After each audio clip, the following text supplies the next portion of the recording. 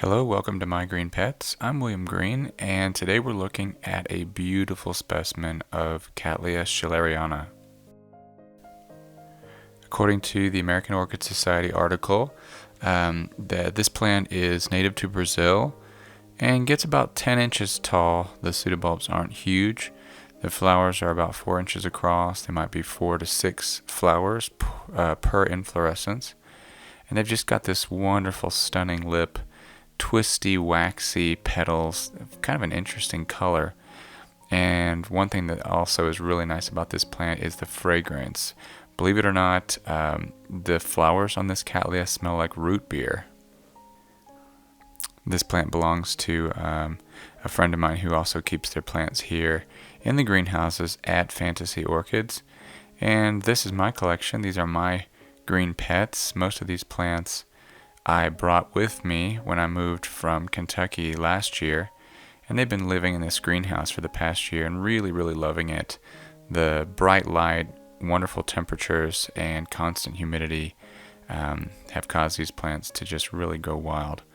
Let's look at our first plant in bloom today, really one of the only plants I have in bloom right now. This is a Bulbophyllum Wendlandianum. It's been in bloom for about a week or so. The flowers smell a little bit fishy, but not too bad, only if you really get up there to smell them. It's got a second spike that's pushing out right now that looks really nice. And one cool thing about this bulbophyllum is that it blooms before the new growths are completed. Speaking of bulbophyllums, let's look at this other one. This is Bulbophyllum antinifrum, and I've been updating you on this plant for the past few months because I've had an issue with new growths rotting. And upon further inspection, I've seen some white fuzzy stuff in the medium, and I'm wondering if it's some kind of a mold. So what I've been doing is spraying the new growth with hydrogen peroxide, the same solution that you can buy at the pharmacy, and it seems to be helping. There are a couple of actually tiny new growths pushing up off the rhizome of this plant, so hopefully we're going to see some new pseudobulbs growing soon. The next plant we're going to look at is this Paphcalosum, and this is a slipper orchid that I believe is from Southeast Asia, and the flowers are going to be hopefully a very red color. You can see the stem there of the flowers, very dark red, in spite of the fact that the leaves don't have any red coloration at all. So that'll be interesting to see that open up in the next couple months. Another little slipper orchid is this Paphtonsum, and it is looking nice. The petals are actually starting to push out of the bud sheath, and so I think probably within a couple of weeks we should start to see this plant extending out its petals and opening up and showing us what it looks like. I believe they're supposed to have yellowish flowers with speckles on the petals. The only other plant that I currently have in bloom is this Paph Appletonianum. And believe it or not, it's been in bloom since the end of February. We're now in the beginning of May. So it's had quite a nice little run. Even though this flower has faded and shown signs of aging, like the browning on the tips of the petals there, it's held on fast and it's been on there for several weeks. So this is a really nice little plant. Alright, let's move on over to one of the more famous plants in my collection. This is Hal, the Bulbophyllum echinolabium. And Hal's definitely the largest bulbophyllums in my collection. I believe it is the biggest bulbophyllum flower in the whole genus.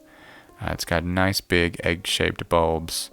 And I've been watching this one growth for quite a few weeks, excited about that. But then I noticed the other day there is a second growth pushing out of the latest pseudobulb on Hal. So that is wonderful. New growth is always exciting to see. More bulbs means more potential for flowers in the future. Now, Hal usually blooms once every 3 weeks or so. He's got one long spike that pushes out a flower that you can see up here, and then that will bloom and fall off, and then a few weeks later another one will take its place. So he's a really rewarding plant to have. Another one of my favorite bulbophyllums is this Bulbophyllum medusae, which is from Southeast Asia and has the most spectacular flowers in the fall. It blooms in November, December, and they're mop-shaped flowers. You've probably seen them if you've been watching my channel. But this plant is putting out lots of new growth this spring. I'm super excited about that. The leaves are a nice golden yellowish green color, which means they're getting optimal amounts of light. So I'm really looking forward to a nice bloom from this plant in the fall. Another plant that's kind of on the front row there is this little Neophonetia falcata, or Vanda falcata. It's been recently reclassified. And I repotted this plant. I had it just in sphagnum moss in a ceramic pot, a terracotta pot, but I decided I wanted to give the roots a little bit more room, and so I potted it in bark in a net basket and put some sphagnum on top. So in the past, I was keeping this plant a little bit too dry, and then I put it in the pure sphagnum, and I think it was a little bit too wet, but it grew well. So we're going to see. Anyway, right here I'm indicating the bloom spike that it's going to be pushing out of this plant in the next couple months. Looking forward to seeing that. Another group of plants that are really enjoying the highlight levels on the west side of this greenhouse are these Cattleya rex seedlings. These plants range in size from only a couple centimeters tall to well over 20 centimeters. And the reason is, even though they're all from the same seed pod, they've all grown slightly differently throughout their lives. They're 8 years old, believe it or not. And some of them have grown wonderfully with very few problems. Others have had issues like spots on the leaves, or even slugs. Have had some problems with snails chewing off the roots of some of them. This is the largest one so far. It's actually a mounted one. It's got lots of roots pushing out, and if you can see, there's actually 2 new growths growing out of this plant, even though it just completed this latest leaf. So I'm looking forward to this group of Cattleyas finally. I'm looking forward to one of them finally blooming, hopefully this summer. Alright, we're going to take the rest of the video to kind of examine the Catasetum orchids that I have and how they're growing.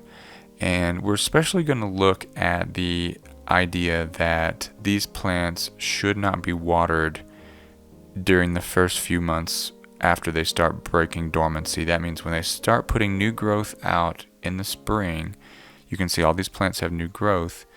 The idea is that you're not supposed to water them until the root systems are well developed. So you can see here, this is Mormodia jumbo world. I've had this little guy for about 4 years. And you can see lots of roots pushing out of the new growth, but the sphagnum moss that they're potted in is completely dry. I mean, there's no moisture in it at all. It is completely dry.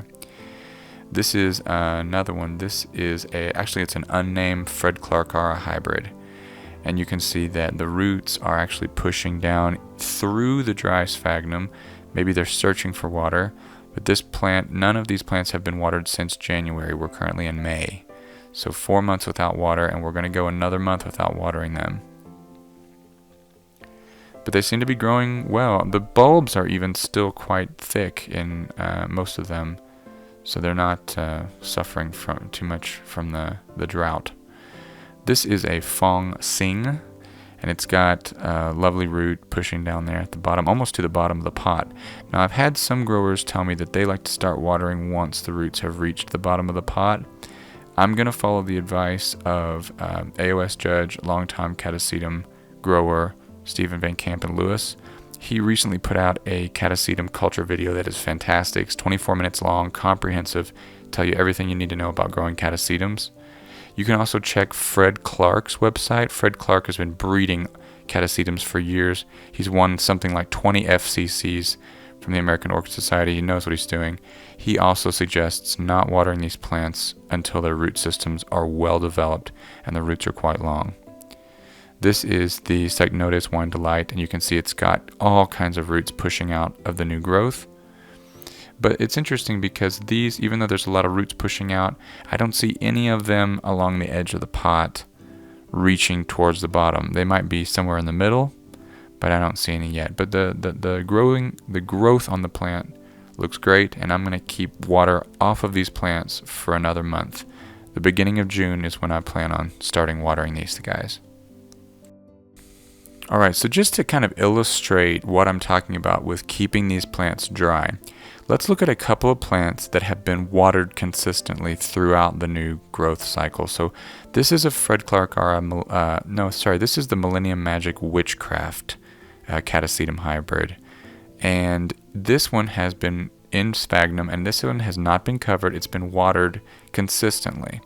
So I want you to take a good look at the roots and see if you notice any differences. There are quite a few roots coming out of the new growth. But if you look, you can see that several of those roots have stopped growing, or at least they are much smaller. The root tips are very small, which to me indicates that slowed growth. So the idea here is that by not watering the plants, you're encouraging them to grow roots out. And if you water them too early, the root growth will be stunted. At least that's the idea. Here's another specimen. This is the same clone. This is the Millennium Magic Witchcraft, and this one also has been grown in consistent moisture instead of being given a dry period. So if you look at the roots here, especially take note of the roots that are right up coming out of the new growth. Just observe, because you can see that there just aren't as many roots. I don't see any green root tips on this plant, but it'll fool you, because if you don't look at the roots and you just look at the growth, the growth looks large and robust. You take a close look at those roots, and they don't look like there are quite as many. They don't look like they're growing out quite as nicely. So the conclusion that I'm drawing from this, of course, this is not very scientific at all. We're just looking at one plant, but what's generally looking like is that by not watering the plants, you're giving the plants more opportunity to grow more roots. So that seems to be the train of thought these days. I hope you enjoyed this episode of My Green Pets. That's all for today, and I hope that your plants are growing well. Feel free to check out that Catasetum culture video I recommended. And we'll see you next time right here on My Green Pets. I'm William Green. See ya.